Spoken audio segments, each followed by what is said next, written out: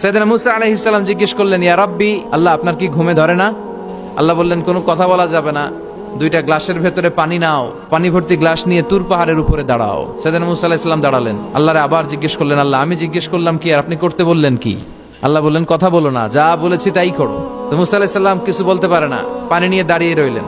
মুসা আলাইহিস সালামকে আল্লাহ বললেন, তুমি দাঁড়িয়ে থাকো আর ঘুম রে বললেন, ঘুম তুই মুসারে ধর।